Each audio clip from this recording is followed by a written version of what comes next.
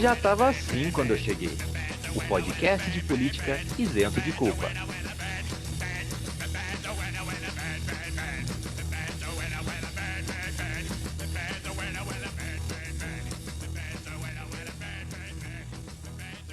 Salve, salve, minhas queridas Cinderelas que não podem ficar até o final na festa de Réveillon.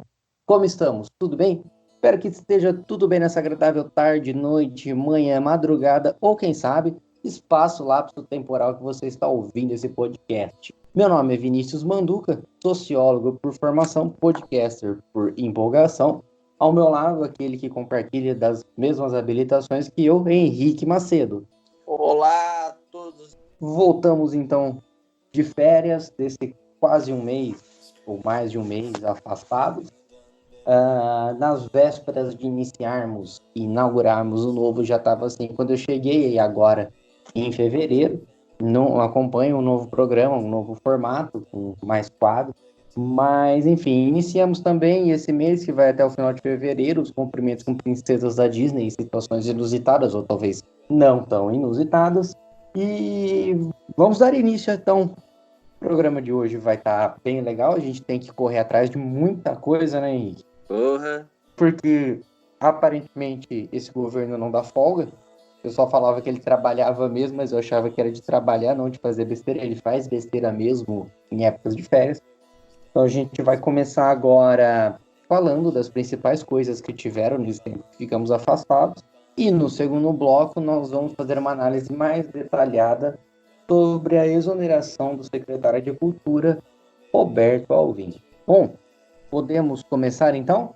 Vamos começar, que acho que a gente já tá meio atrasado, o governo tá muito adiantado, não tá dando fôlego pra gente. Vamos lá então, tá começando, já estava assim quando eu cheguei, o podcast que, como todo cristão conservador que tem que casar virgem, acabou atacando a porta dos fundos. Acho que a gente já pode aí dar um gancho para duas notícias que aconteceram nesse tempo que passamos afastados: o ressurgimento do integralismo no Brasil e o ataque terrorista, com essas palavras mesmo, à sede do grupo humorístico Porta dos Fundos.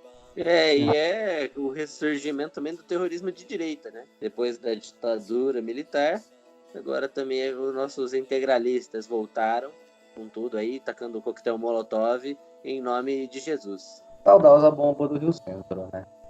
Eu fiquei imaginando como é que seria os Porta dos Fundos deles, né? Se fosse fazer um especial de Natal. Seria Jesus organizando e colocando gasolina dentro da garrafa, acendendo e falando: taquem, irmãos, taquem. Amai-vos uns aos outros, como eu vos amei, desde que vocês não sejam gays, lésbicas, negros ou que estejam em uma posição religiosa contrária à minha.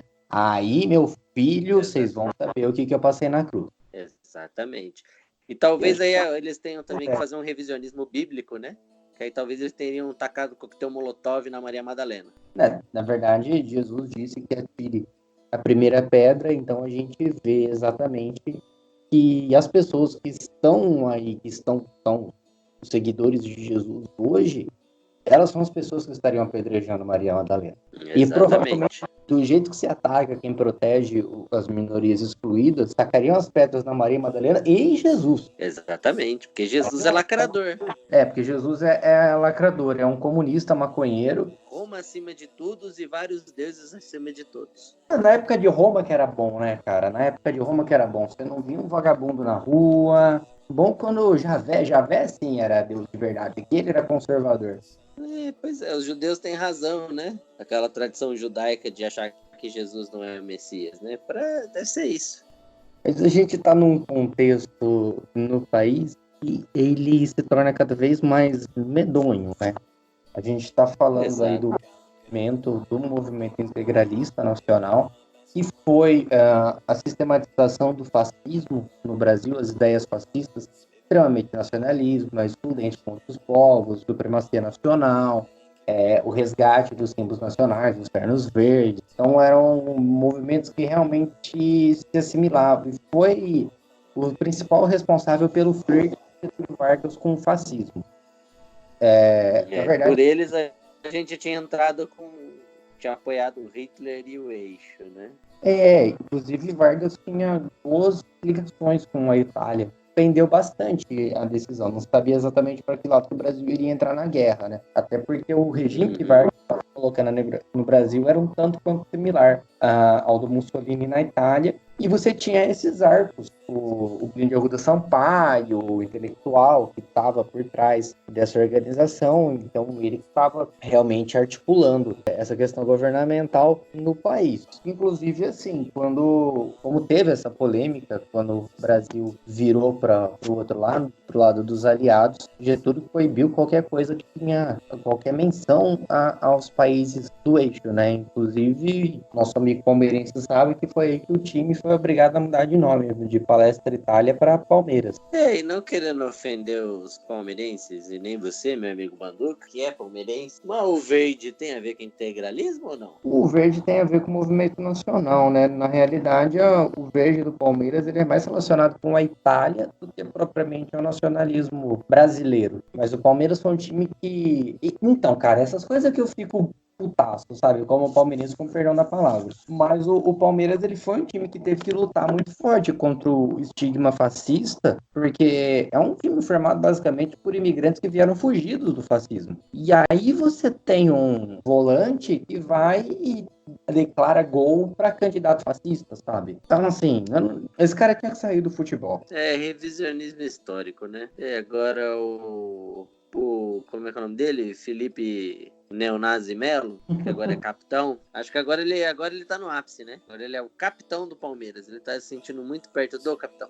É basicamente isso. Mas, enfim, voltando a falar, a gente está trazendo de novo esse ressurgimento do movimento integralista, aquele bando de velho, decrépito, branco, para dizer que esse atentado da Porta dos Fundos, para quem não viu o filme da Netflix, especial de Natal da Porta dos Fundos, pelo menos sabe do que a gente está falando, né? A Porta dos Fundos faz um retrato, entre várias outras coisas, o retrato que ela faz é de Jesus gay. Esse sim, em contrapartida com outro vídeo do Porta dos Fundos que retratou um Jesus de ressaca, um Jesus que assassina alguns romanos por piada, ele mata as pessoas por brincadeira, enfim. O Jesus, como um clássico filho da puta, não causou tanta polêmica quanto essa retratação de Jesus como homossexual. E aí, existem dois eixos de interpretação que, na minha visão, eles estão corretos ambos, né? Uma que é o fato da assimilação de Jesus com o homossexual. Primeira coisa, por que o outro não criou desavenças enquanto esse criou? Primeira coisa, porque Jesus nesse é gay, e a gente entende que para alguns grupos religiosos você pode ser qualquer coisa menos gay. Como diz aquela piada eu prefiro ter um filho viado do que um filho qualquer coisa. A outra, que na realidade eu acho que é o mais plausível desse tipo de coisa estar acontecendo, é a permissividade atual. Quando você tem um governo que espalha a destruição de minorias, a sobreposição das ideologias das maiorias sobre as minorias, então você tem a permissividade de ataques violentos. E aí surge, então, tem a questão do Jesus gay, realmente tem isso, deixa eles mais bravos do que um Jesus filha da puta por excelência. Mas o contexto social brasileiro, ele tem uma permissividade da agressão, uma permissividade, a coibição da liberdade de expressão, a coibição da liberdade de humor, enfim. O tratado da Porta dos Fundos, ele se explica mais no segundo eixo do que no primeiro. Não, com certeza. Ainda é que eu vou fazer uma ironia, né? Quer dizer, uma série de ironias, porque eu acho que eu tenho uma lista aqui, vou falar para você sobre ela, que é uma série de coisas que acho que a gente pode fazer que vai agradar o conservador cristão. Aqui é uma produção nacional, que aí a gente vai falar ainda no próximo bloco sobre o ex-secretário Roberto Alvim, mas acho que aqui é Jesus em John Wick, Jesus em Máquina Mortífera, Jesus em Decapitando Pilatos, Jesus não fazendo Pilates, Jesus em Paixão de Cristo, versão remasterizada com ele matando todo mundo na Judéia, na Galileia, que foi contra ele. Paixão de Cristo 2, o inimigo agora é outro. O inimigo agora é outro, ou a raiva de Cristo, também cabe, né? Ou o ódio de Cristo, que aí ele estalando o dedo, todo mundo caindo, ele assume na Galileia, né? E aí ele ostentando uma cruz. Ah, não, ele foi morto nela, né? Talvez não, talvez ele ostentasse só um estalar de dedos tipo Thanos, né? Uma vinha. Pode ser também. Vamos tira Thanos, põe Jesus, não é verdade? Uhum. E aí eu acho que o povo vai ficar felizão. Porra, aí ele bota aí uma flâmula nazista, ou integralista, faz um vídeo aí tacando fogo em alguém, acho que tá bom, né? É, Acho que aí os conservadores piram. É importante a gente falar que o autor, né, o Eduardo Falso, que foi o cara que fez esse atentado contra os coquetéis Molotov, além de ter um histórico de agressão, de envolvimento político e agressão, ele foi expulso pelo movimento integralista. Ele já não era mais membro do movimento integralista quando ele executou esses ataques, mas mostra o direcionamento político desse movimento, tal qual o PSL, né? As pessoas que estão boa parte dos crimes que estão ocorrendo hoje, você vê boa parte dos crimes de ódio que estão ocorrendo hoje, você vê são pessoas filiadas ao PSL ou pelo menos que apoiaram o Bolsonaro na eleição. Ele foi expulso do PSL também, né? Ele foi expulso, inclusive, do PSL. Então, assim... teve um outro atentado terrorista, que foi o atentado contra a Estátua da Liberdade de uma loja van. Que tá confirmado pela Polícia Civil aí, que foi o Gasparzinho. Parece que foi o Gasparzinho. Por que o do Porta dos Fundos foi terrorista e o da van não é? Meu filho. Primeiro, realmente, a concepção de terrorismo, ela é subjetiva e ela é considerada terrorista de acordo com os trâmites do governo local, o que considera terrorista ou o que não. Existem listas nacionais de entidades terroristas ou não. O Hezbollah, por exemplo, ele é considerado terrorista em alguns países, em outros não. Então, assim, mas o caso, primeiro, que foi um ataque contra um prédio que havia gente lá dentro, que impediria o funcionamento, e colocou a vida de pessoas em risco, diferente do incêndio à Estátua da Liberdade, que foi simplesmente queimar uma alegoria, um símbolo, que seja, também não estamos justificando o atentado à Estátua da Liberdade da Havan, mas não existe comparação. A outra questão foi o vídeo posterior ao atentado do Porta dos Fundos, feito em toda a estética das reivindicações de ataque do Estado Islâmico, Talibã ou uma entidade fundamentalista da sua escolha. Então, assim, todas as características de um ataque terrorista estavam presentes. Eu não sei sobre a estátua da Havan, mas eu queria dizer que, primeiro, a estátua da Havan, que todo mundo a estátua da Liberdade, mas aquilo é falsificação, né, gente? Então, não sei se vocês sabem, não sei se vocês viram as propagandas contra a falsificação. As réplicas geralmente são feitas com material de menor custo, de baixo não sei o que, e tendem mesmo a ser tóxico e pode pegar fogo. Eu não sei se aí foi confirmado, tirando o velho falando que foi criminoso, se foi criminoso mesmo, né? Ou seja, provocado.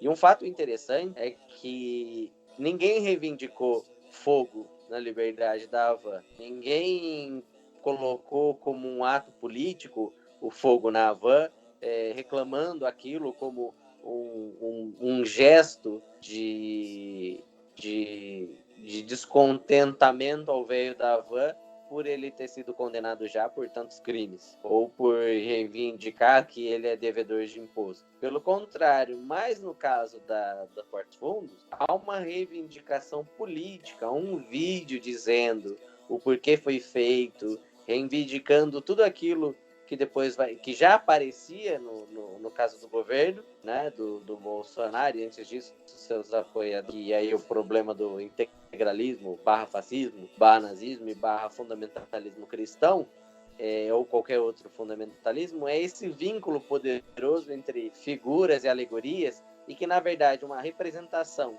que podia ser super soft e passar batido, como a de Jesus, que a primeira tentação dele teria sido um homem, ou insinuando que ele é gay, que ninguém ficou puto que o diabo era gay, né? Não sei se você reparou que ninguém ficou puto que o diabo era gay ou bissexual. Pelo contrário, ninguém ficou puto não, só se atentaram a Jesus mesmo. Mas aí você tem um ataque por causa disso. Então você bota a risco um prédio, você faz tudo aquilo, reivindica a autoria por suas concepções políticas, prometendo coisas que virão ainda. Então você tenta impor pelo medo a sua pauta política, que não aconteceu em nenhum outro momento, senão na ditadura. Principalmente, e ainda era fake os da ditadura, né? Como o Rio Centro e outros tantos atentados do próprio governo militar, ou de quem era chamado de terrorista, os grupos que financiavam-se com bancos, etc., que reivindicavam a autoria da coisa por causa de uma mudança. Não teve isso na estátua da Havan. Pelo contrário, ninguém falou nada e para mim é um mistério, tirando os 100 mil lá que ele botou de prêmio. Mas no caso do Porta dos Fundos, há uma proposta ali de ameaçar socialmente outras pessoas que se atrevam a questionar um paradigma social imposto, né, de uma figura que com certeza não aprovaria o incêndio. Mas bom,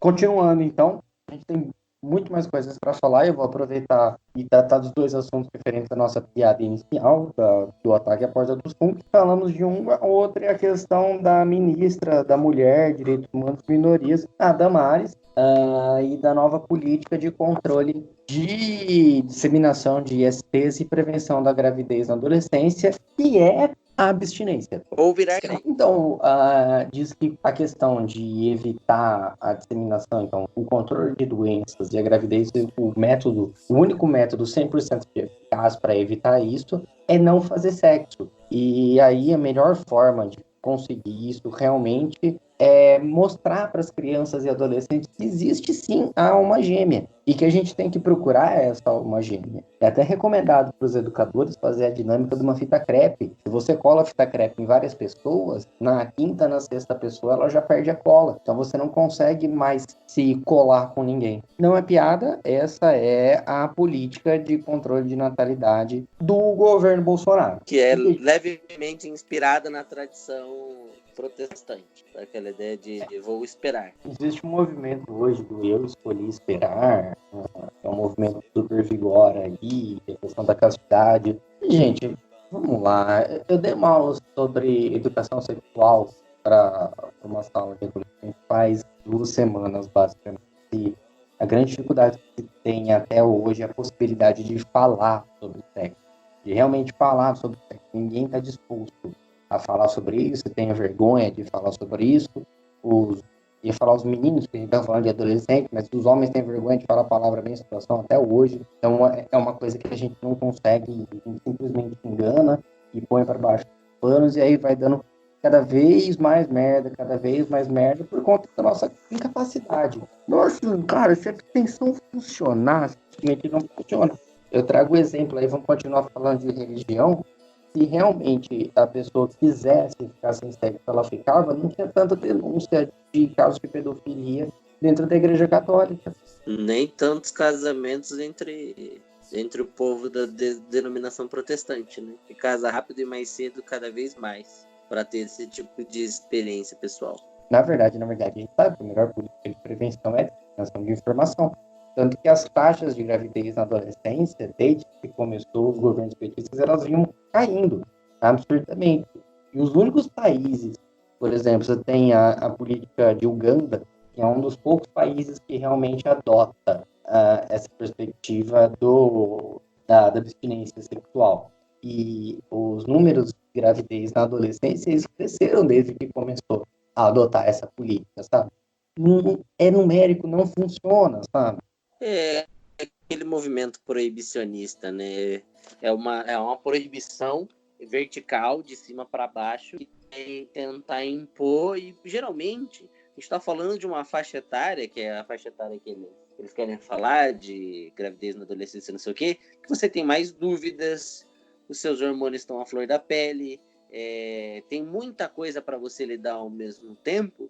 E o que, na verdade, eles estão pedindo é uma política de pecado, né? É uma política de não peque, quase. É uma coisa do tipo, não viva seu corpo, não entenda seu corpo. Pelo contrário, é sempre um ódio ao corpo, de uma certa maneira, né? Essa coisa da abstinência. Porque a educação sexual é o contrário. É você partir da curva de aprendizado dessa faixa etária, do que a gente precisa também. Estou falando dessa faixa etária, mas a educação sexual é para todo mundo, né? Senão não ia ter tanto homem achando que clítoris é um país da Ásia, mas eu acho fundamental que seja rebatido de maneira tão grande essa política, porque a mesma ministra queria fazer uma política pública de prevenção a abuso sexual, que é culpa do agressor, é culpa de uma masculinidade tóxica, uma cultura de estupro, construindo fábricas de calcinha, porque as meninas não teriam calcinha, então os homens seriam se atraídos para fazer isso, quando não é, né, gente? Inclusive, nenhuma menina ia ficar grávida se o homem soubesse fazer e ter para eles, para nós, um método contraceptivo funcional na verdade, que já existe, na verdade, mas tem os mesmos efeitos colaterais do que é fornecido para o sexo feminino, né? Entre aspas, aí, para usar a linguagem cristã horrível, mas, porra, velho, não funciona. É óbvio que não vai funcionar. Então, assim, o homem tem que saber o seu papel, tem que entender a responsabilidade dele, tem que acabar com o machismo, e aí depois a abstinência sexual é de fuder. A gente tem que respeitar os assexuados, mas essa coisa aí me lembra mais uma política aí de idade média, né? E aí é uma de culpabilização do corpo total. Daqui a pouco só falta fazer também que voltar aí a coisa da masturbação masculina ser demonizada de novo. Existe uma frase do presidente que eu sou obrigado a concordar, que quando perguntaram para ele sobre implantar a educação sexual nas escolas, ele disse que a educação sexual tem que vir de pai e mãe. E realmente tem que vir de pai e mãe. A questão é que como vem essa educação sexual de pai e mãe? Começa do fato de, em geral, não se receber essa educação sexual nenhuma de casa. As crianças têm medo, têm vergonha de falar com os pais sobre isso. E os pais também têm medo e vergonha de falar com as crianças sobre isso. Não se cria uma roda de liberdade para ter esse tipo de assunto. Somado a isso, você tem altos índices de abuso infantil dentro da família. É pai, irmão, tio, avô. Então, eu estou falando de abuso sexual infantil. E esses casos, em geral, são descobertos com as palestras e aulas de educação sexual nas escolas. E é só aí que a criança sabe que ela foi abusada, que ela reconhece aquele comportamento. Que até então, em geral, é uma coisa que incomoda ela não sabe por que incomoda, mas ela não sabe que ela foi abusada. Como assim? Você vai tirar a educação sexual? Porque esse é o próximo passo, né? Tirar a educação sexual das escolas, já que não vai mais precisar. Você vai tirar isso e você vai continuar colaborando com uma série de práticas que dinamitam o futuro das crianças, sabe? Eles adoram falar do futuro das crianças, eu estou falando agora. São práticas que dinamitam o futuro das crianças. E essa é que, na verdade, que você acabou de falar aí, também é a consequência da demonização, voltando aí para um vocábulo cristão, do desejo do corpo, né? Porque aí tem um monte de prática que é oculta, tem um monte de coisa que é estranha, tem um monte de coisa que é absurda, mas não se leva em consideração que a família que eles querem que dê educação sexual é uma família considerada heterossexual. É pai e mãe, e que pai e mãe não faz sexo oral, um pai e mãe que não tenha prazer no sexo, o que mais? Porque tinha isso, né? Aquela coisa de mais de não sei quantos minutos já é pecado. Então, é um tipo de educação sexual que, na verdade, é doutrinação. É proselitismo. Não tem nada a ver com uma educação de fato. E aí, o que acontece? Se esconde essa gama gigantesca de abuso. De, por exemplo, se todo mundo sabe da educação sexual, se tem educação sexual, sabe o limite do corpo, sabe o que dá para fazer, o que não dá para fazer, um espaço aberto, inclusive, para que alguém não ache que o corpo de uma criança é objeto de prazer. Porque tirando as patologias, há sim a ideia de que corpo de menina é um brinquedo, é um objeto, é alguma coisa para satisfazer a necessidade de alguém. E alguém tem a necessidade de fazê-lo, mesmo que debaixo dos panos, que é o que geralmente acontece. Então, é lamentável que o governo pense e haja desse jeito, e é por isso que a gente tem que ser firmemente contra, né? Porque, para mim, isso aí é repetir o erro de milênios. Daqui a pouco eles vão voltar com prática de casar com garotas de 13 anos com homens de 30, porque é a fase de reprodução delas. Mas eles se amavam. Essa justificativa aí foi uma união abençoada por Deus. Bom, por falar nesse negócio de mudança de assunto, vamos voltar a falar de outras coisas. Só para fechar, sem esquecer que Damares é a segunda ministra mais popular do governo Bolsonaro, perdendo apenas para o Sérgio Moro. E por falar em Sérgio Moro, a gente teve realmente a entrevista dele no Roda Viva, mas a gente não vai conseguir falar dela aqui, quem sabe no próximo programa. Vamos falar de War. Acompanhamos todos a Terceira Guerra Mundial, a Guerra Nuclear, enfim. E já que o Itamaraty faltou, a população brasileira e seus memes mediaram o conflito. Literalmente. Já que o Ernesto Araújo, o herói brasileiro, estava de férias. Eu acho impressionante como as pessoas conseguem completar férias sem ter um ano de trabalho, né? O Moro tirou férias, o Weintraub tirou 2 férias, o Ernesto Araújo estava de férias. Não deu um ano, gente. Olha, eu quero discordar de você aí, porque foi o melhor momento de todos eles. Assim, não, ele, Foi graças a Deus, realmente, foi o momento que eles mais fizeram pela nação. realmente, que é quando eles não estão, né? Quando eles não fazem, é o momento que mais, que melhor é pra gente. Isso, quando eles estão de férias, eles não falam nada, né? Não soltam nota. Uhum. Mas a gente sabe que o Moro gosta de interromper as notas dele, as férias dele, se for para manter o Lula preso, né? Mas voltando à questão do War, a gente sabe que o Bolsonaro gosta muito de jogar War, tanto que ele tinha o objetivo, que era aniquilar todos os exércitos vermelhos, só que aí ele percebeu que os exércitos vermelhos eles já tinham sido extintos já fazia mais de 30 anos. E, então ele não pôde fazer isso e ele acabou tendo que conquistar 24 territórios na América do Sul. Exatamente.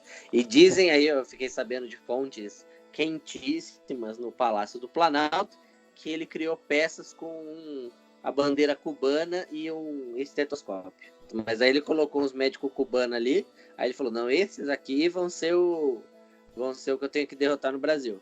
Aí como eles saíram antes, aí ele precisou fazer mais coisa.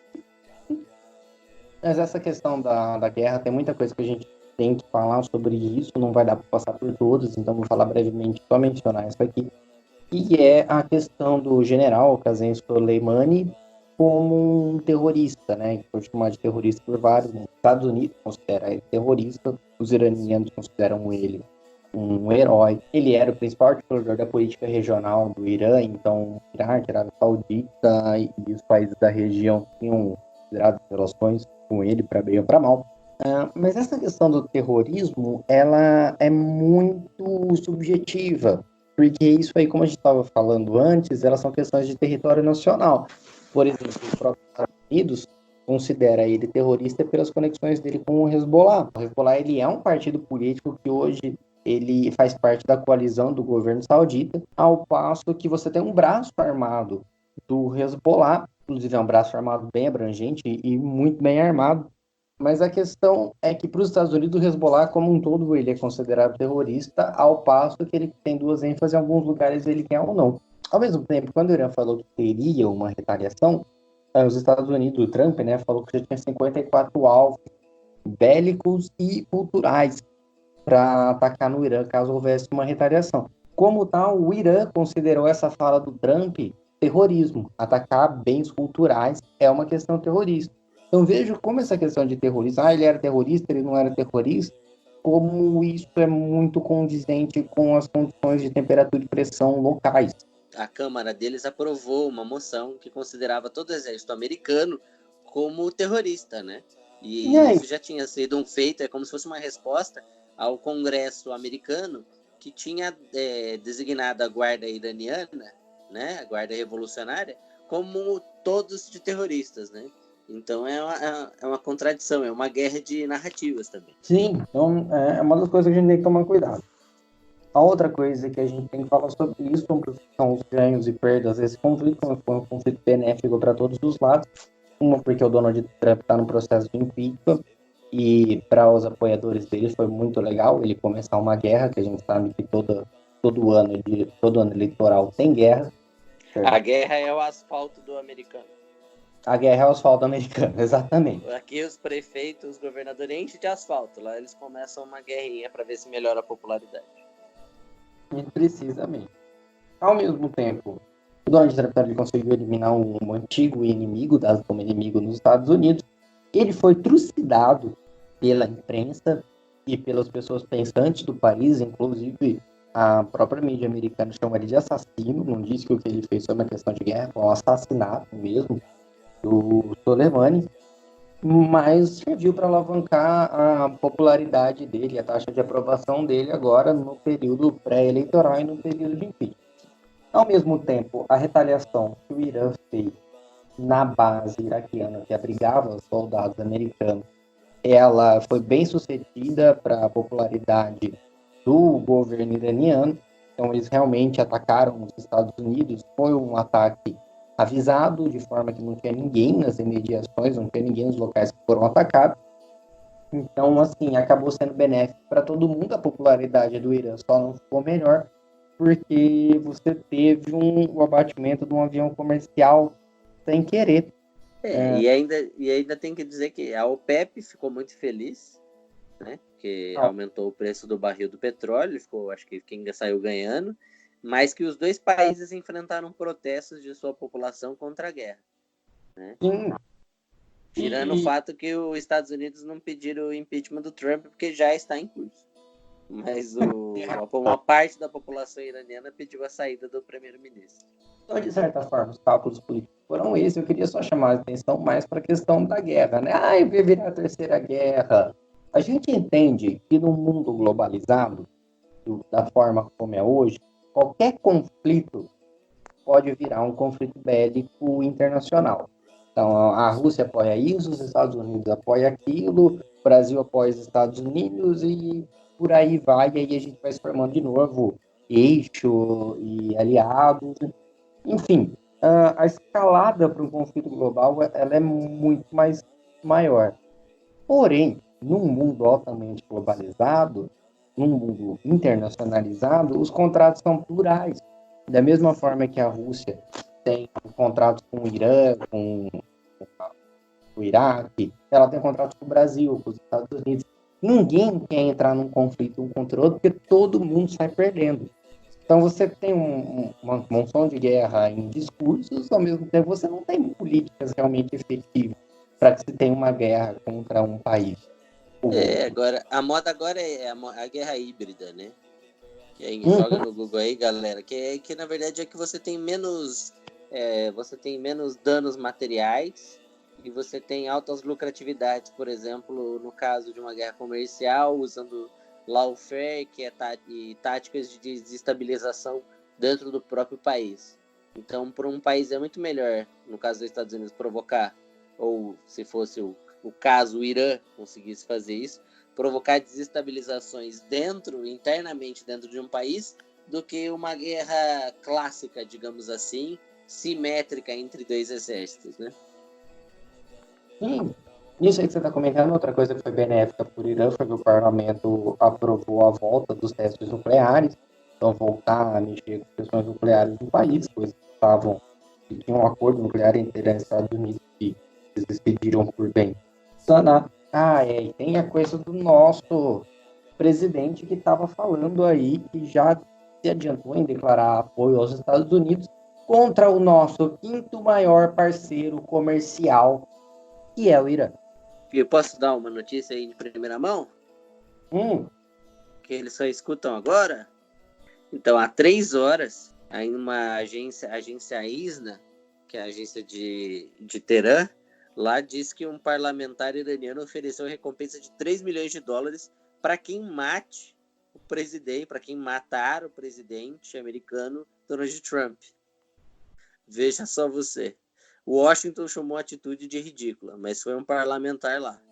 E aí, mas de novo, eles acabaram de chamar o Irã de fundamentalistas terroristas. Quer dizer, vai ter muita gente que já estava querendo fazer isso sem saber que estava rolando dinheiro, né?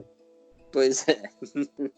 Bom, mas tendo essa questão de internacionalização, a gente teve recentemente dois episódios, que foi a recomendação do Brasil ao OCDE por parte dos Estados Unidos, né? Porque ele deixou de recomendar a Argentina por causa da eleição do Alberto Fernandes lá e agora finalmente colocou o Brasil. E outra coisa é a nota de dólar Marcelo D2. E o dólar agora chegou a 4,20, né? Amigo. É a hora sempre. Bom, essa questão da OCDE, né, cara? Isso aí é o ápice da vassalagem, sabe? A gente que gosta de ficar em segundo plano. Já teve o Eu Te Amo não correspondido. Depois do Eu Te Amo não correspondido, mesmo assim, sem se preocupar, ele foi e apresentou ao outro namorado para a mãe. O Trump, né, apresentou o outro namorado dele para a mãe, deixando a gente a ver navios. E após a gente declarar apoio, inclusive em questões bélicas, e o outro namorado dele e viajar, enfim, mudar de país, a gente tem finalmente o Brasil reconhecido, Bolsonaro reconhecido pelo Trump, e a famigerada indicação à OCDE foi feita. Pois é, o Bolsonaro sempre depende da esquerda para alguma coisa para ele dar certo. Né? Pelo menos nos planos dele, né? Teve que voltar à esquerda para a Argentina para finalmente o Trump indicar o Brasil. Veja que lamentável. Eu entendo. Porque o Bolsonaro, ele gosta de falar de fazer metáforas, né? Mas ele é a pessoa atraída que diz, não, deve ter tido motivos dele, né? Não tinha como. Ele deve ter o próprio motivo para não ter indicado a gente. Mas eu acredito que a gente vai continuar nossa relação de uma maneira maravilhosa. Não, o problema não é ele, sou eu. Realmente. Porque o Trump tá indo na igreja, agora eu vou levar ele na igreja, ele vai voltar a ser de Deus, e aí ele vai parar de me trair. E com relação ao dólar, é 4,20, tem muitas consequências das políticas de vassalagem econômica do nosso presidente, e acostumem-se, é uma realidade. A política de desvalorização da moeda, inclusive, faz parte da tática do Paulo Guedes, né? Ninguém se iluda, porque uma moeda desvalorizada é uma moeda que, teoricamente, demonstra, isso aí, em termos econômicos, né? Demonstra que o país está aberto a investimentos de outros países, porque aqui teria alta lucratividade. Porque uma moeda desvalorizada, né? Se você for parar para pensar, a pessoa precisa de muito menos investimento, uma moeda forte, frente a uma moeda fraca. Ainda mais com os nossos juros, né? Então, porque pode não se parecer, viu, gente? Mas o Copom não é esse benefício todo, não, com essa taxa básica de juros. Então, todo mundo está achando que é maravilhoso, mas o que é maravilhoso que a gente tem que olhar para quem é acionista é, além da reforma da Previdência, que na verdade é a morte da Previdência, junto com um real desvalorizado, é uma posição fraquíssima internacional do Brasil ante ao mundo, porque quem ganha mesmo não é brasileiro, né? E aqui não é um fanismo nacional, não, é só uma constatação. Quem vai ganhar é quem aí é dono de Libra, quem tem no bolso euro e quem tem no bolso dólar. Porque eu não sei se vocês viram, a Libra é 5 e pouco já. 5,40, quase 6 reais. Inclusive, isso dinamita nosso poder de barganha internacional, né? O Brasil perde força diferente de outros países. Bom, para encerrar essa questão do dólar, eu só queria dizer que a classe média que votou no Bolsonaro porque não queria mais encontrar o filho da empregada indo para Disney no mesmo voo que eles, realmente conseguiu o que eu queria, porque agora nem eles têm condição mais de ir para Disney. E se for, vai ter que pagar bagagem extra, otário. Bom, bagagem à parte. Bagagem à parte. Bom, então a gente vai encerrando aqui esse bloco. Vamos já com o quadro Conselhos Tutelar, porque o nosso cientista Bruno ainda está de férias, muito provavelmente em algum, eu não sei se Maldivas ou algum paraíso fiscal, gastando todo o dinheiro que o governo, os milhões que o dinheiro paga para ele em bolsa de pesquisa. Então ele está gastando agora em maconha e livros comunistas em algum país. Eu fiquei sabendo que ele está financiado aí pela Lei Rouanet. Pela Lei Rouanet, com certeza.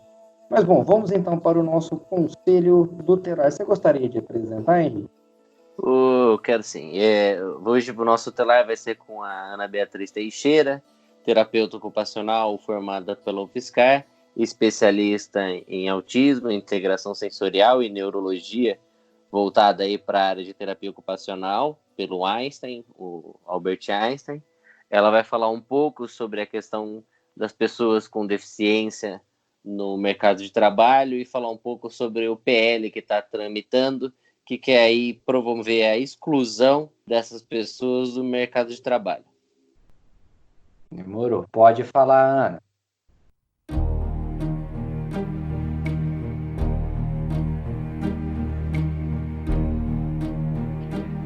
Conselho Tutelar.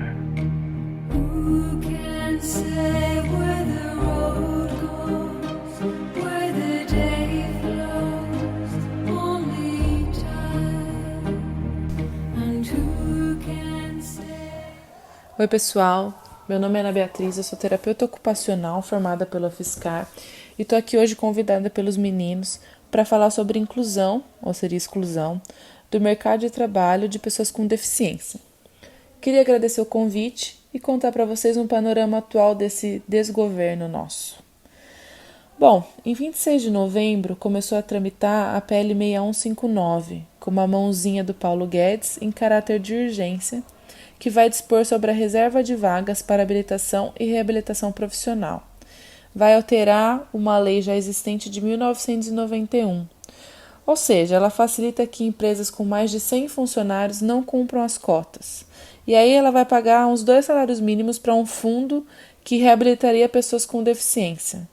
E aí esse fundo que reabilitaria pessoas com deficiência, a gente vai entender com umas aspas grandes e olhos virados, porque é exatamente o que as empresas querem, pagar para não ter essas pessoas trabalhando para eles.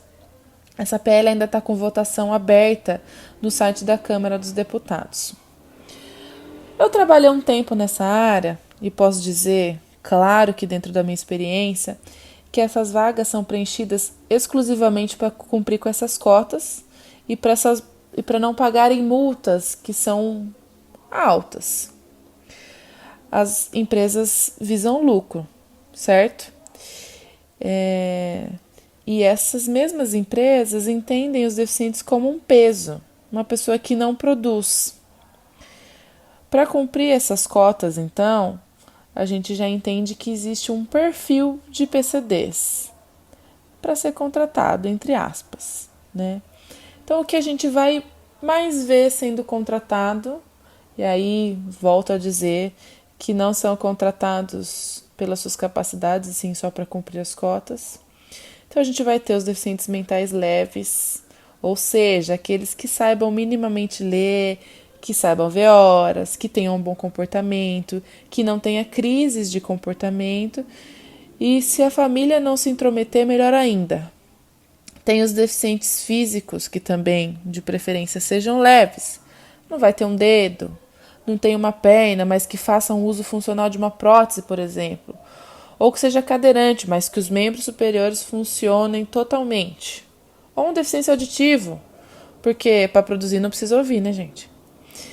Eu estou falando de uma experiência de quem trabalhou num centro industrial. Então, essas contratações elas eram em massa para a linha de produção, porque essas empresas concentram um maior número de funcionários. Logo, as cotas a serem cumpridas para eles são maiores. E só com isso aí a gente entra numa discussão antiga da lei anterior dessa real inclusão, né? Cadê os mais graves? Cadê os autistas? Cadê as pessoas com paralisia cerebral? Por que só os mais leves funcionais são contratados? Mas essas outras pessoas, elas também são da sociedade, elas também querem ser produtivas. E aí isso por si só já vira uma discussão grande e importante. Mas a partir do momento que você flexibiliza a contratação dessas pessoas, que as empresas já veem com maus olhos e naturalmente já não querem contratar, que empresa de bom grado vai ter uma equipe ou vão ter várias equipes que possam incluir essas pessoas com deficiência. E quando eu digo incluir, isso para tudo que eu estou falando até agora, não é você só contratar aquela pessoa, colocar ela lá dentro, falar qual é a função dela e acabou. Não. Toda a equipe que ela está inserida precisa ser instruída, ela precisa ter uma pessoa referência, porque talvez ela vai ter dificuldade em entender aspectos do trabalho, como qualquer um, né, gente? Também estamos falando da adaptação desse espaço físico. A adaptação não é só rampa. Se a gente for pesquisar, existe uma portaria só para falar sobre adaptações do ambiente físico. Então, eu agradeço novamente ao Manduca e ao Henrique pelo convite, mas eu acho que é um assunto muito extenso e com várias vertentes que a gente precisa pensar o quanto a gente realmente está incluindo essas pessoas na nossa vida. Então eu peço esse exercício para vocês. Para pensar no lugar que você foi hoje, ou essa semana, nas lojas que você entrou. Quantos deficientes tinham lá? Ou se você é uma pessoa mais curiosa. Essa roupa que você está usando, esse pó de café que você comprou. Quantas pessoas com deficiência trabalham nessas empresas? Eu ouso dizer que é o limite da cota, ou até menos. E por que essas pessoas não podem trabalhar? Por que elas são menos que nós? Ser deficiente não significa não ser produtivo. Cada pessoa ou cada deficiência vai ter seu ponto positivo. Seja uma inteligência avançada, seja um hiperfoco, seja uma boa destreza manual. Todo mundo tem seus pontos positivos. Por que eles não são dignos de um trabalho, de uma renda e de uma vida como a nossa? Eu pergunto isso para a gente como sociedade e eu pergunto para o governo como pessoas que deveriam pensar, cuidar e governar por e para seus cidadãos. Gente, vamos ser conscientes e vamos pensar nesses deficientes como pessoas que precisam estar inseridas e trabalhando, porque o mesmo desejo que a gente tem de ser útil e de trabalhar, eles também têm. Valeu, Manduca, valeu, Henrique, e tamo junto para uma próxima, se necessário for. Maravilha, Ana. Muito obrigado. A gente fica muito feliz em saber dessas coisas e muito triste em saber dessas coisas. Mas vamos dar continuidade, porque nem só de depressão vive o nosso podcast. Mentira, vive sim. Agora a gente vai dar uma notícia boa e uma especulação boa que saiu no final do ano passado, que é a saída do Weintraub, meu ex-amigo de Twitter, do Ministério da Educação. Que foram boa parte, né, esvaziou o MEC, inclusive a principal assessora dele, a Priscila Costa e Silva, a qual a gente não conseguiu averiguar parentescos, um Costa e Silva aí marcante na história do país, mas foi seguido de uma compartilhação de um vídeo de traidor, vai Traidor do Bolsonaro.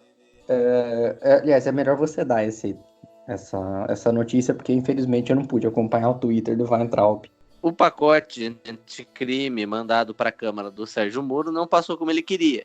Surgiu a figura do juiz de garantias, uma derrota para ele muito grande.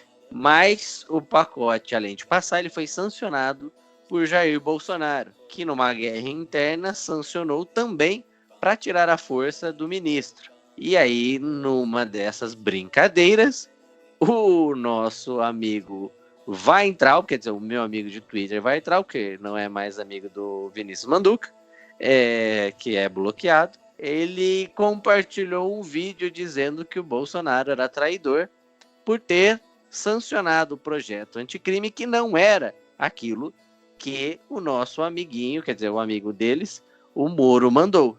E então aí levou à demissão da sua assessora. Como era o nome dela? Costa e Silva, pá. Priscila Costa e Silva. O que nos mostra, mais uma vez, que as pessoas não sabem twittar em seu próprio nome, não é verdade? Eles têm sempre alguém para falar que tweetou no seu lugar. Inclusive, eu também tô contratando aí alguém para twittar no meu lugar.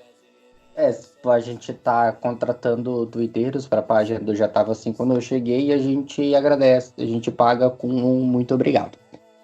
Muito obrigado, e na verdade vocês nem precisam twittar, a gente só precisa jogar a culpa em vocês.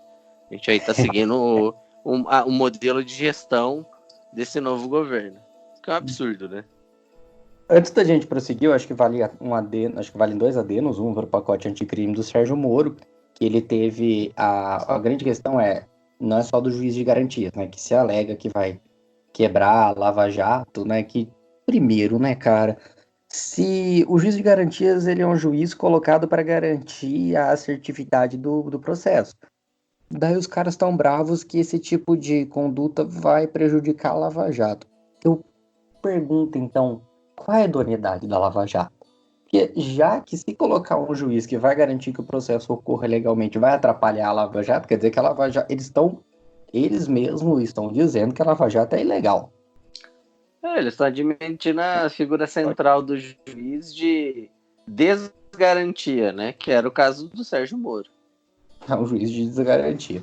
Ao mesmo tempo, você tem aí esse projeto de lei, ele caiu na mão do deputado Marcelo Freixo, do PSOL, que acabou entrando na linha, né? A esquerda desagradou ele desagradou a esquerda por passar alguns itens, como o aumento da pena para alguns casos e tal. ao mesmo tempo o Bolsonaro caiu em desagrado da população também, porque disse que esse é o projeto do Freixo, então, com relação ao cálculo político moderado, o Freixo saiu muito bem nessa, né, porque ele acabou sendo o cerne norteador da moderação, no caso. Outra coisa que a gente tem que falar é que o vídeo que o Weintraub compartilhou chamando o Bolsonaro de traidor era do youtuber Nando Moura. Nando Moura, ele é um youtuber cristão, metaleiro, extremamente conservador. E é o que a gente menciona no último episódio também do ano passado, que roqueiro conservador nem a gente. E querendo lembrar que Nando Moura era um canal referendado pelo Mijair. Pelo Mijair. Enfim, então a gente teve esse esvaziamento, mas para desespero de todos e tristeza geral da nação, Weintraub ficou. Ele apagou o tweet, ficou no ministério, e aí o melhor Enem, em termos de logística e entrega de provas e não sei o que lá, teve aí a maior gafe da história da prova. Tan, tan, tan, tan. Que foi o erro de correção das provas, cara. Tiveram um erro de correção nas provas, culparam a gráfica, sem esquecer que a gráfica que fez o Enem era uma gráfica pequena, de Brasília. Ela foi escolhida sem licitação. Bom, precisa averiguar aí os contatos e parentescos com as pessoas responsáveis, com o Weintraub e outras entidades do governo. Só eu que achei que a gráfica era do Carluxo. Bom, porque tudo é na culpa do Carluxo, né? Ele tuita no nome do pai, eu achei que ele também tinha tuitado do Weintraub pra chamar o pai de traidor, e provavelmente ele imprimiu as provas erradas. Aí teve um tweet recente do Carluxo falando que a Veja publicou, é de hoje, viu, gente? É de agora. Hoje é dia 21 de janeiro. Bom, que a Veja disse que ele era contra a nomeação da nova, que é o que a gente vai falar daqui a pouco, da Regina Duarte como secretária da Cultura. E ele respondeu o tweet da Veja falando teu cu. Fissurado, não. Vou verificar a validade disso, espero torná-los a falar sobre isso, se é verdadeiro ou não, no próximo podcast, porém, é que é plausível, é. É, porque ele não gosta muito das indicações da madrasta, né? Não gosta nem da madrasta, nem dos irmãos, e também não gosta do pai, né, vamos ser franco. Vamos ser franco, também ele tá envolvido provavelmente no homicídio da Marielle Franco. Diga-se de passagem, ainda não foi resolvido, falando em Franco, não foi resolvido, a gente ainda não sabe quem mandou matar a Marielle, que aí eu lembrete. Então, prosseguindo, diz que foi um erro da gráfica, na impressão das provas, foi usado gabarito reservas, enfim. O fato é que ocorreu aí, então, a maior gafe na realização do Exame Nacional do Ensino Médio. Em defesa do Weintraub, ele falou a melhor prova de todos os tempos, né? Porque, obviamente, é assim que ele vê a própria gestão. Mas partindo do pressuposto que ele não sabe contar chocolatinho e que ele não sabe a diferença entre congelamento e corte, né? Eu acho que é muito justificado que alguém tenha trocado, né? Então entrega a prova amarela e escreve no gabarito prova verde. E assim sucessivamente. Então para eles era maravilhoso. Porque afinal de contas, quantas pessoas eles não iam prejudicar e impedir que entrasse numa universidade? Inclusive porque as provas que deram problema são, acho que, de Minas Gerais e alguns outros estados. Eu acho que tem algo aí. Tem que ver certinho da onde é isso, né? A gente precisava ter uma relação da onde são essas provas, que locais que elas foram aplicadas, enfim. E tá parecendo Chernobyl, né? Começou com, não. Aparentemente, menos de 1.000 pessoas foram afetadas. No dia seguinte, aparentemente, menos de 6.000 pessoas foram afetadas.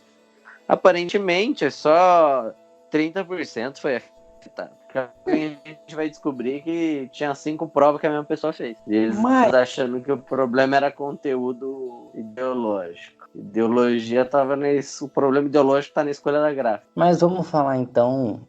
Vamos nos dedicar. Continuar nessa vibe de pessoas mal indicadas. Vamos falar do que pululou nas redes essa semana, que é o ex-secretário da Cultura, Roberto Alvim.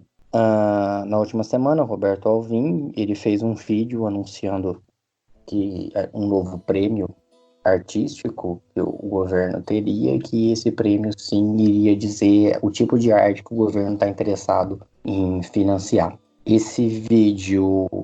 cara, eu vou ser sincero com você, eu vou ser sincero com todos vocês que estão ouvindo, aí sim eu fiquei mal. Esse é um vídeo que bateu uma bad mesmo imensa, porque assim, quando a gente fala que o governo tem ideais fascistas, a gente está falando que o governo tem uma identidade nacional, a ideia de uma supremacia nacional, uma supremacia cristã face a outras religiões, enfim. Revisionismo histórico. Revisionismo histórico, enfim. O fascismo, ele é uma ideologia política. O nazismo, ele é uma ideologia política, que ele é uma ideologia fascista centrada na figura do Hitler. Por que nazismo? Porque era o partido do Hitler. Então, assim, quando você vê o Bolsonaro com ideais fascistas, você vê uma ideologia política por trás dele. Quando você vê ideais nazistas, você não está colaborando com uma perspectiva, com uma leitura de governo. Você está compactuando direto com uma ideologia que massacrou milhões de pessoas. Você está enaltecendo a figura de alguém que assassinou milhões de pessoas. Eu não sei se eu estou conseguindo me fazer claro, mas não é mais fascista, é nazista. O vídeo ele segue a estética dos pronunciamentos do Goebbels, que era o secretário de comunicação do regime nazista, do Hitler. De tudo, você tem a bandeira nacional, a foto do presidente atrás, a cruz em cima da mesa, o mesmo comportamento, o mesmo porte, o mesmo ritmo de fala. E não o suficiente, quando você não tem aquela do Severino lá, cara crachá, cara crachá, cara crachá, cara crachá, cara crachá, você tem o cara falando, parafraseando o Goebbels. Então, naquela frase lá, cultura nacional será heróica e tal, que foi o pronunciamento que o Goebbels fez sobre a introdução da cultura dentro do regime nazista na Alemanha. E que tá aí, esses literes em um livro escritos, uma bibliografia sobre o maior propagandista da história da humanidade, político, né, que inclusive aí foi copiado por inúmeros outros países, né, diga-se de passagem. Então é uma coisa muito séria, assim, é um buraco muito fundo a qual a gente chegou. Não foi sem querer, não foi uma infeliz coincidência. No começo, quando eu ouvi eu ouvi alguém dizendo que tinha tocado a música do Fagner. Aí eu falei, nossa, até ia ser legal, mas não era do Wagner. Eu achei que era uma borbulhas de amor, mas não era. Era o Wagner. E é que serviu aí de mito nacional também, né? Ele não era nazista, mas era antissemita, ou seja, tá muito perto, ele só precisava do crachá, ele precisava estar no mesmo momento para tirar a carteirinha de nazista, né? Mas enfim. E aí é isso, né? Parece nazista, copia nazista em todos os sentidos, toca uma música enaltecida por nazista, imita o nazista e depois vai falar que foi coisa satânica? Ou vai dizer para mim que foi o assessor que errou? Né? É nazismo. Coincidência, né? Não foi. Entender, não é de propósito, sabe? Tipo, e ele não falou isso assim. O cara é um grande comunicador, então eu vou usar as mesmas táticas que ele.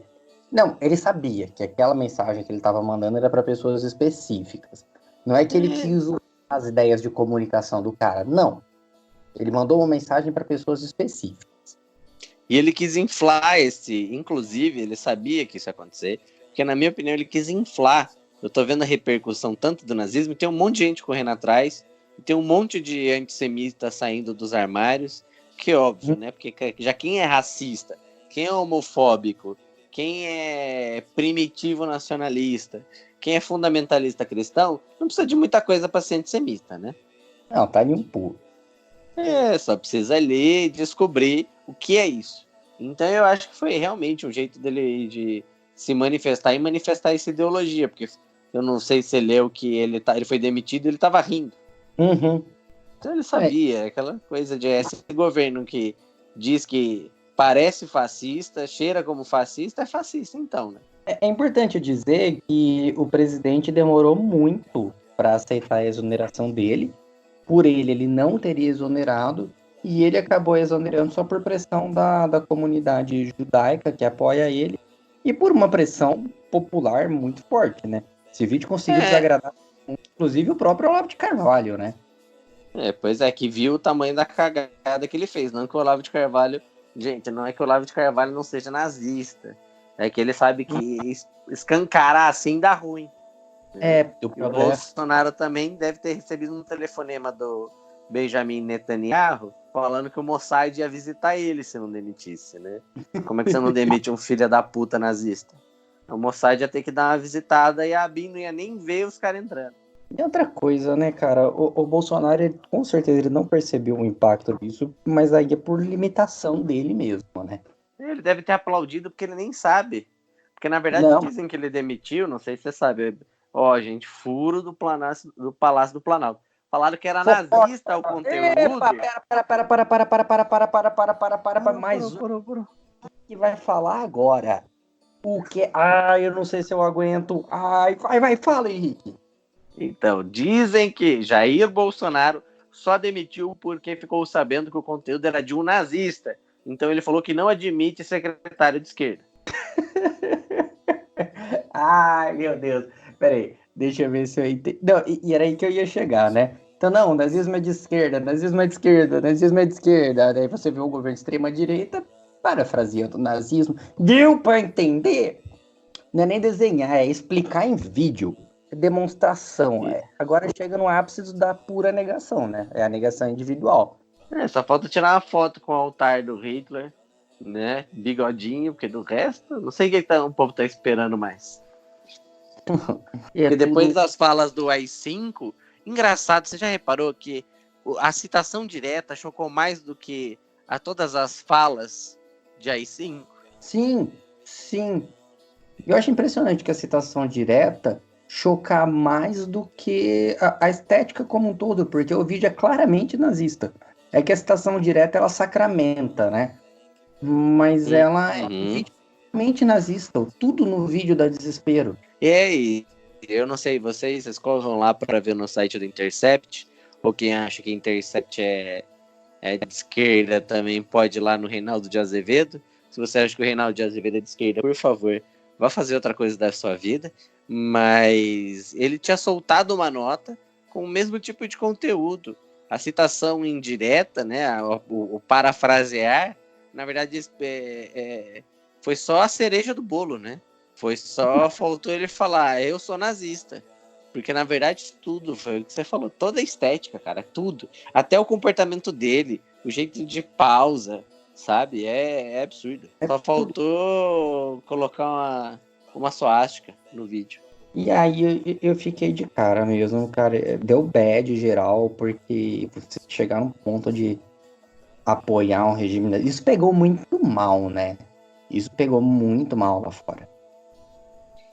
E aí eu gostei, eu não sei se viu a repercussão do Luciano Huck, que se manifestou em contrário, que ele fez um desagravo no seu próprio Twitter. Não vi. Falando que ele vinha de família judia e que é um absurdo esse revisionismo histórico e não sei o que, né? E aí, ainda bem que a gente paga a internet, né? Porque a gente paga a internet para isso. Aí, algumas pessoas, quer dizer, uma pessoa só, que eu não vou ver o nome dele agora, ele fez ele parafraseou o Brecht, sabe? Aquele poema, e falou assim, enquanto atacava os desempregados, você não fez nada. Enquanto eram os negros, você não fez nada, porque afinal você não era negro. Enquanto atacava os homossexuais, você não disse nada, porque afinal de contas você não era homossexual. Aí, quando atacou os judeus, aí já era tarde demais. Eu achei sensacional, cara. Parece que coube certinho, sabe? O cara falou que apoiou por causa da pauta liberal. E aí, de novo, a gente assim... É que a gente sempre fala, tem uma discussão daqueles 20 centavos e não sei o que, não vou nem entrar nisso, porque tem um monte de gente que acha que aquela manifestação foi legítima, foi surreal, super importante, blá blá blá, mas foi o engendramento da pauta neoliberal que foi passando um pano para todos os sinais de alerta do do nazismo, né? Do Sim. fascismo. É besteira dizer que não pavimentou. A gente tá falando aí, então, só comentar que o Henrique falou, a gente tá falando do Bartolt Brecht, o dramaturgo e autor de vários escritos e poemas políticos. Mas sim, pavimentou toda essa onda neoliberal porque foi uma manifestação acéfala. Quando você tem uma manifestação acéfala, no começo sim, quando tava o Para Ser Livre brigando, sim, mas depois, quando surge uma manifestação acéfala, alguém toma a cabeça dele. Geralmente quem já é mais forte que toma essa cabeça. E a gente sabe que a descrença nas instituições democráticas, ela abre a gente sabe que a descrença nas instituições democráticas, ela causa a abertura para regimes antidemocratas. E o ódio ao Estado também, né? Que aí é a diferença. Que o neoliberalismo odeia tanto o Estado, mas ao mesmo tempo fortalece o Estado por uma pauta moral. Sim. Diminuir o Estado no que chamam de no capitalismo, na gestão do capitalismo, que isso é uma falácia, porque ele está presente em todas as negociações, né? Não adianta nada falar que não.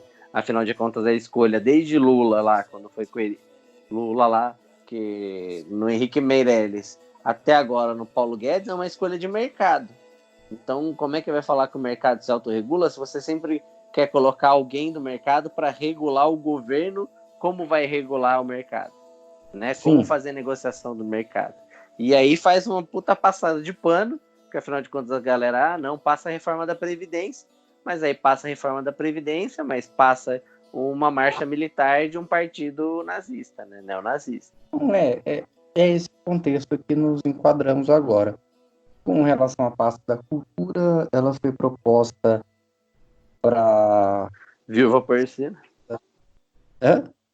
Para Viúva Porcina. A Viúva Porcina, futura ex-atriz global, Regina Duarte, que aparentemente ela se tornou, que os memes estão vigorando aí, ela é a nova rainha da suástica. E vale a frase do parceiro dela de rock, Santeiro Lima Duarte, que agora tá tudo certo, porque a gente tá com o senhorzinho Malta na presidência e a Viúva Porcina na cultura. Só que ele disse sem o charme do original. Puxou uma sardinha pra ele mesmo. Só com todo o resto. Regina disse que não sabe se está à altura, que ainda vai provar se está à altura de assumir o cargo ou não. Logo em seguida, ela fez uma postagem querendo se dizer religiosa, que foi homenagem a São Sebastião, que era dia de São Sebastião. Postou uma foto de Santo Expedito e não de São Sebastião. E errou nessa postagem também a data de aniversário, o mês de aniversário do Rio de Janeiro. A gente viu que no primeiro ato público dela, após assumir a pasta, ela cometeu 2 gafes imensas, então ela sim está aos parâmetros de assumir. Ela tinha que mostrar que está à altura dos outros, né? Por mais que seja só uma secretaria, ela pode ser ministra. Claramente ela tá. Bom, a gente vai acompanhar os desdobramentos deste noivado, que ela disse que está, então a gente está noivando, vai conhecer a casa, vai conhecer outra situação de adequação para ela, que ela já fez uma metáfora relativa a casamento. Então já adequa aí aos padrões presidenciais. E ela tem todo o apoio da Michelle. Acho que faz toda a diferença também. Sim, a gente sabe que o apoio da Michelle faz diferença para o Brasil como um todo. Para melhores detalhamentos sobre a deterioração e expropriação da pasta da cultura, sugerimos aí o último episódio do Já Tava Assim Quando Eu Cheguei, de dezembro de 2019. Bom, vamos encerrando então? Vamos. Eu queria só deixar mais um adendo aí. Desejamos toda a sorte para a Regina Duarte. Não pense que a gente está torcendo contra. Pelo contrário, a gente só acha que ela pode colocar a culpa no Carluxo também por essas gafes. Precisamente. Bom, é isso. Vamos encerrando o episódio de hoje. Pedindo desculpas pela duração, mas havia muitas coisas a tratar. Muita coisa aconteceu nesse período em que ficamos em hiato. Agradecemos muito a Ana Beatriz pela sua participação. Agradeço muito meu companheiro de bancada, como sempre. Agradeço muito a vocês que estão ouvindo. Vocês já sabem, sigam a gente nas nossas redes sociais. No Facebook Já Tava Assim Quando Eu Cheguei. No Twitter, já _quando, mas se você procurar por Já Tava Assim Quando Eu Cheguei, você também acha. Um último adendo relativo a uma informação recentemente dada. A hashtag Teucu está nos Trend Topics do Twitter, ou seja, confirmamos a veracidade da informação do Carlos Bolsonaro. E é isso. Quer fazer mais alguma colocação, Henrique? Não, estou muito bem. Muito obrigado. A música de encerramento é da banda espanhola, a banda de punk rock hardcore espanhola, Sem Dios, que ela foi fundada em 1988 em Madrid. Uma informação interessante da banda, bom, todos os álbuns dela têm como plano de fundo um contexto político e os encartes, eles são, na realidade, pequenos livros que tem, além das letras, as explicações das letras, textos relacionados, desenhos, enfim. A gente vai colocar a música deles intitulada Alerta Antifascista, relativo aí ao nosso último bloco de análise. Muito obrigado a todos vocês, um beijo no coração de cada um, até semana que vem. Até, gente. La lucha contra el fascismo es la lucha por la libertad, contra el racismo, el sexismo, el capital y toda autoridad. ¡Alerta! ¡Alerta antifascista!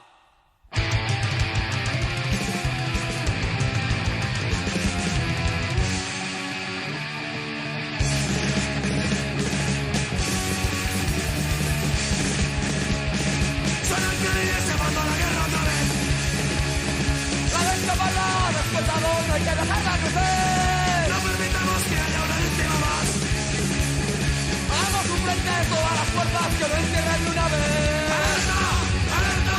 ¡Alerta! ¡Antifascista! ¡Alerta! ¡Alerta! ¡Alerta! ¡Antifascista!